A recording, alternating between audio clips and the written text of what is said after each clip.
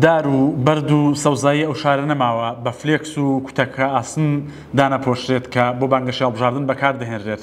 دەزانن چەند هەزار مەتر فلێکس بۆ بانگەشی هەڵبژاردن بەکار هێنراوە. ئێمە بە دووارەچوونێکمان کردووە بۆ کاریگەری ژینگەیەکانی ئەو پۆستەراتانەی کە بۆ بانگەشی هەڵبژاردن بەکار دەهێنرێن لەگەڵ چەند کاندیدێک و چەند چاپخانەیە قسەمان کردووە.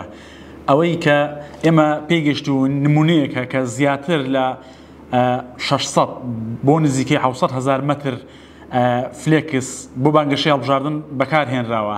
قسەمان لەگەڵ کاندیدەکان و لەگەڵ ئەو چاپخانە نەکردووە کە ئێمە سامپڵێک ماوەگرتووە کە سامپڵەکە وەکو خاترگرتنی تێدایە کەمترینی ماوەگرتووە کە 500 مەترەوە تا هەر کاندیدێک و هەر لیستێک 500 مەتری فلێکسی لە چاپدا بێت. بەڵام یەکێک لە چاپخانەکان باس لەوە دەکات دەڵێ کاندیدی وا هەیە 4,000 بۆ 5,000 مەتر فلێکسی لە چاپداوە. ئەمانە هەموو کاریگەری گەوران لەسەر ژینگە دەبێت بە تایبەت بۆ دوای هەڵبژاردن کە تا ئێستا ناوەندێکی ڕیسایکلنی نییە بۆ ئەوەی ئەو پاشماوانە کۆ بکاتەوە. ئەمە تەنها بۆ فلێکسەکەیە جگە لەوەی کە پارەیەکی زۆر گەورە لە فلێکسەکان و لەو پۆستەراتانەدا بەکار هاتووە. لە کاتەدا بەپی ناوەندە توێژینەوەکان بانگەشەی هەڵبژاردن کاریگەری بۆ لە سەدا 13 تا لە سەدا 16 دانیشتوانە.